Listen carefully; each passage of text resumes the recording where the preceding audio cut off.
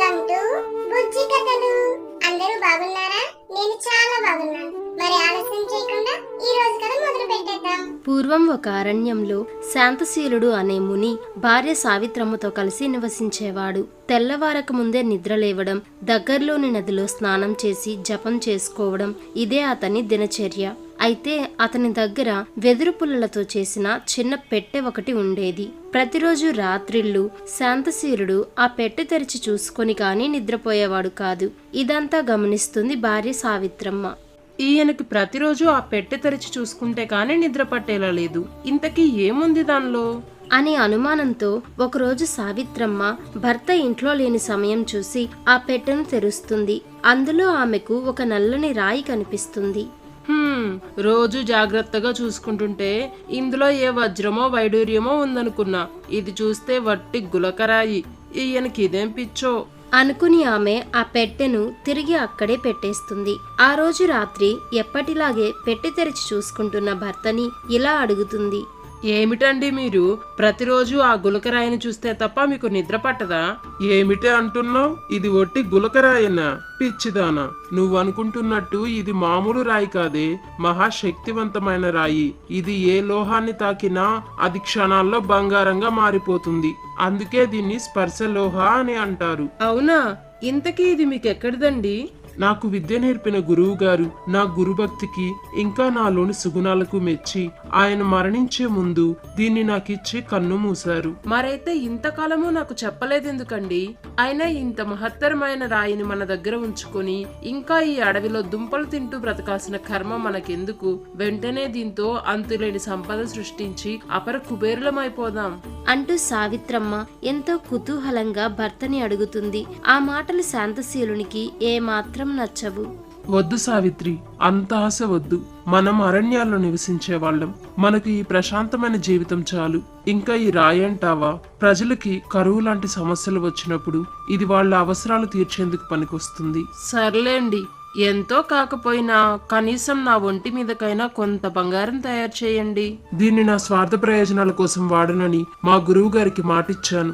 ఇక దీని గురించి మర్చిపోయి ప్రశాంతంగా పడుకో అని శాంతశీలుడు నిద్రకు ఉపక్రమిస్తాడు. సావిత్రమ్మ కూడా భర్త మాటలకు ఎదురు చెప్పలేక మౌనంగా పడుకుంటుంది. అయితే అటుగా వెళ్తూ ప్రయాణం చేసి అలసిపోయి అక్కడ ఆగిన బాటసారి రంగయ్య వీళ్ళ మాటలన్నీ వినేస్తాడు. అబ్బా, అంత మహిమగల రాయ! అది గాని నా సొంతమైతే నేను ఈ దేశంలోనే గొప్ప ధనవంతున్నైపోతాను.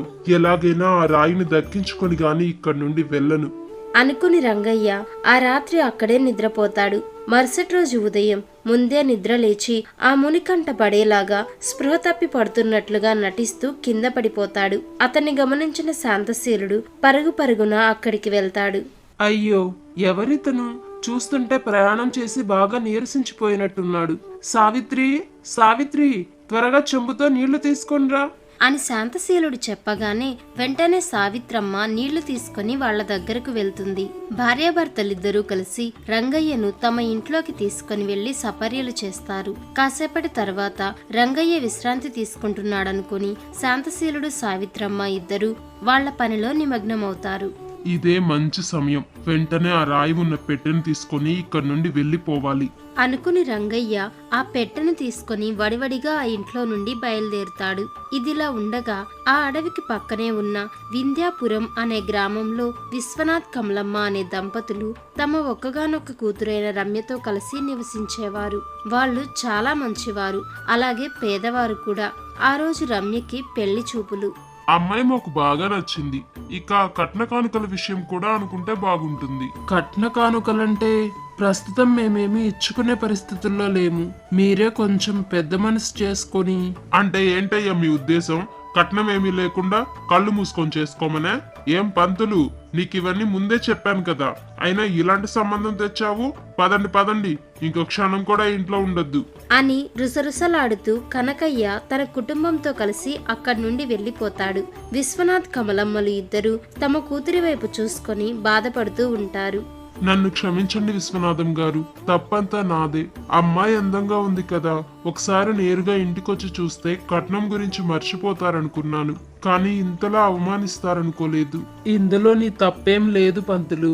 అంతా మా తలరాత. అంటాడు విశ్వనాథ్. కాసేపటి తర్వాత పంతులు కూడా అక్కడి నుండి వెళ్ళిపోతాడు. ఇదిలా ఉండగా రంగయ్య పెట్టె పట్టుకొని చాలా దూరం నడిచి మధ్యాహ్నానికంతా వింధ్యాపురం చేరుకుంటాడు. అబ్బా, ఇప్పటికే బాగా అలసిపోయాను. ఇంకొక్కడికి కూడా ముందుకు వేయలేను. అనుకున్న రంగయ్య పక్కనే ప్రవహిస్తున్న నదిలో కొద్దిగా నీళ్లు తాగి ఒక చెట్టు కింద కూర్చుంటాడు. అటుగా వెళ్తున్న పాము ఒకటి అతన్ని కాటేస్తుంది. వెంటనే అతను కింద పడి అక్కడికక్కడే మరణిస్తాడు. ఈ తరుణంలో అతడి చేతిలోని పెట్టె కాస్త ఎగిరి నీటి కోసం అటుగా వస్తున్న కమలమ్మ ముందు పడుతుంది. ఈ పెట్టె చాలా బాగుంది, కానీ ఎక్కడి నుండి వచ్చింది ఇది అనుకుంటూ ఆమె చుట్టూ చూస్తుంది. కానీ ఆమెకు అక్కడ ఎవ్వరూ కనిపించరు. వెంటనే కమలమ్మ దాన్ని చేతికి తీసుకొని ఇంటికి బయలుదేరుతుంది. పెట్టె చూస్తే కొంత బరువుగానే ఉంది. దీనిలో ఎన్ని కాసుల బంగారం ఉందో ఏమో. ఇలా ఊహించుకుంటూ కమలమ్మ ఇల్లు చేరుకుంటుంది.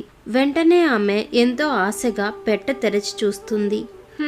దీనిలో ఉంది వట్టి రాయా?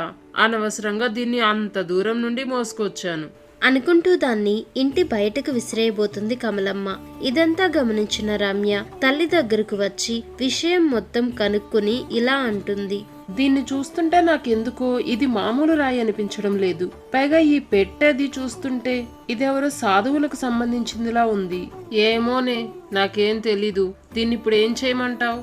నేను దీని గురించి రేపు మన ఊరి గుడిలో తపస్సు చేసుకునే స్వామీజీని అడుగుతాను. అంతవరకు దీన్ని ఈ ఇనుపెట్లో పెట్టుంచు అంటుంది రమ్య. కమలమ్మ కూతురు చెప్పినట్టే చేస్తుంది. ఆ ఇనుప్పెట్టె మూత వదులుగా ఉండి ఎప్పుడూ అందులో ఎలుకలు దూరుతూ ఉండేవి. వాటిలో ఒక ఎలుక వెదురు పుల్లల పెట్టెని కొరికి దానికి పెద్ద రంధ్రం చేస్తుంది. వెంటనే అందులోని రాయి కాస్త ఆ పెట్టెలో పడిపోతుంది. క్షణాల్లో ఆ పెట్టె బంగారు పెట్టెగా మారిపోతుంది. ఇది చూసి ఆ కుటుంబం అంతా ఆశ్చర్యపోతారు. అమ్మ, చూసావా? ఇనుపెట్టె బంగారు పెట్టెగా మారిపోయింది. నాకెందుకో ఇది ఆ రాయి మహత్యమే అనిపిస్తుంది. అవునే, నాకు అదే అనిపిస్తుంది అంటుంది కమలమ్మ ఆశ్చర్యంగా. వెంటనే రమ్య ఆ బంగారు పెట్టెను తెరచి అందులోని వెదురు పుల్లల పెట్టె తెరుస్తుంది. దాని లోపల రాయికి బదులు ఆ స్థానంలో పెద్ద రంధ్రం ఉంటుంది. పెట్టెలోని బట్టలన్నీ తీసి అడుగున ఉన్న స్పర్శలోహ రాయిని బయటకు తీస్తుంది. వెంటనే ఆమెకు విషయం మొత్తం అర్థమవుతుంది. ఇది ఏ లోహాన్ని తాకినా వెంటనే అవి బంగారంగా మారిపోతాయమ్మా. మన కష్టాలు చూసి ఆ దేవుడే దీన్ని మన దగ్గరకు చేర్చినట్టున్నాడు అంటూ రమ్య సంతోషిస్తుంది. అందుకు కమలమ్మ విశ్వనాథులు కూడా సంతోషిస్తారు. తరువాత వాళ్ళు ఆ స్పర్శలోహ రాయిని ఉపయోగించి కావలసినంత బంగారం కూడా తయారు చేస్తారు. కొద్ది రోజుల్లోనే పెద్ద ఇల్లు కట్టుకొని సుఖంగా జీవిస్తూ ఉంటారు. అలాగే రమ్యకు ఎంతో ఘనంగా పెళ్లి కూడా చేస్తారు. ఈ రోజు మనం ఇంత సంతోషంగా ఉన్నామంటే అదంతా ఈ రాయి మూలంగానే అండి అంటూ కమలమ్మ ఆ రాయిని ఒక మంచి చెక్క పెట్టెలో పెట్టి దేవుని గదిలో ఉంచి రోజూ దానికి పూజలు కూడా చేసేది. ఈ విషయం ఆ నోట ఈ నోట పాకి మల్లన్న వీరన్న అనే ఇద్దరు దొంగల చెవిన పడుతుంది. ఈ రాత్రికే మనం విశ్వనాథం ఇంటికెళ్ళి ఆ రాయిని ఎలాగైనా దొంగతనం చేయాలి. అలాగే వీరన్న, ఈ రాత్రికే వెళ్దాం. అలా ఆ దొంగలిద్దరూ బాగా పొద్దుపోయాక భార్యాభర్తలిద్దరూ నిద్రపోవడం గమనించి దేవుని గదిలో స్పర్శలోహ ఉన్న చెక్క పెట్టెను దొంగిలిస్తారు. వాళ్ళిద్దరూ దాన్ని తీసుకొని సంతోషంగా తమ ఊరికి బయలుదేరుతారు. వాళ్ళు తమ ఊరు చేరుకోవాలంటే మధ్యలో ఒక అడవిని దాటాల్సి ఉంది. ఎక్కడైతే శాంతశీలుడు సావిత్రమ్మ నివాసం ఉంటున్నారో. రాత్రంతా నడిచి తెల్లవారేసరికంతా వాళ్ళు అడవిలోని నది దగ్గరికి చేరుకుంటారు. మల్లన్న, ఈ పెట్టెని నీ దగ్గరుంచు, నేను వెళ్ళి నదిలో నీళ్లు తాగుస్తాను అంటూ వీరన్న ఆ చెక్క పెట్టెను మల్లన్నకిచ్చి నది దగ్గరకు వెళ్తాడు. ఈ మహత్తరమైన రాయి ఎప్పటికైనా నాకే సొంతం కావాలి. వీరన్నకి దీన్ని ఏమాత్రం ఇవ్వకూడదు అని మనసులో అనుకుంటూ మల్లన్న వీరన్న వెనకాలే వెళ్లి అతన్ని నదిలోకి తోసేస్తాడు. ఈతరాని వీరన్న ఆ నదిలోనే పడి ఊపిరాడక మరణిస్తాడు. ఇంతలో ఒక తోడేలు వచ్చి మల్లన్నని చంపి తినేస్తుంది. అలా ఆ దొంగలిద్దరూ మరణిస్తారు. కాసేపటి తరువాత నదిలో స్నానానికని అక్కడికి వచ్చిన శాంతశీలుడు ఆ చెక్క పెట్టెను చూస్తాడు. వెంటనే దాన్ని తెరచి చూడగా అందులో అతనికి స్పర్శలోహ కనిపిస్తుంది. శాంతశీలుడు దాన్ని కత్తిని చేతికి తీసుకోగానే అతనికున్న దివ్య దృష్టి కారణంగా స్పర్శలోహ తమ ఇంట్లో మాయమైన దగ్గర నుండి ఇప్పటి వరకు ఏం జరిగిందో మొత్తం తెలుసుకుంటాడు. ఎన్ని రోజుల నుండి ఇది నా దగ్గర నిరుపయోగంగా పడి ఉంది, కానీ ఒక్కసారి ఇది ఇల్లు దాటాక ఒక కుటుంబాన్నే ఆదుకుంది. కాబట్టి దీన్ని ఇలా వదిలేయడం భావ్యం కాదు. పరోపకారం కోసం దీన్ని తప్పకుండా ఉపయోగించాలి అనుకున్న శాంతశీలుడు భార్య సావిత్రమ్మతో కలిసి దేశ సంచారం చేస్తూ కరువు కాటకాల్లో కొట్టుమిట్టాడే వారిని, నిరుపేదలను, ఇలా ఎంతో మందిని స్పర్శలోహ సహాయంతో ఆదుకోవడం ప్రారంభిస్తాడు. కథ కనుక మీకు నచ్చినట్లయితే వెంటనే ఈ వీడియోని లైక్ చేయండి. ఇలాంటి మరిన్ని మంచి మంచి కథల కోసం మన బుజ్జి కథలు యూట్యూబ్ ఛానల్ ని సబ్స్క్రైబ్ చేసుకోండి. Thanks for watching.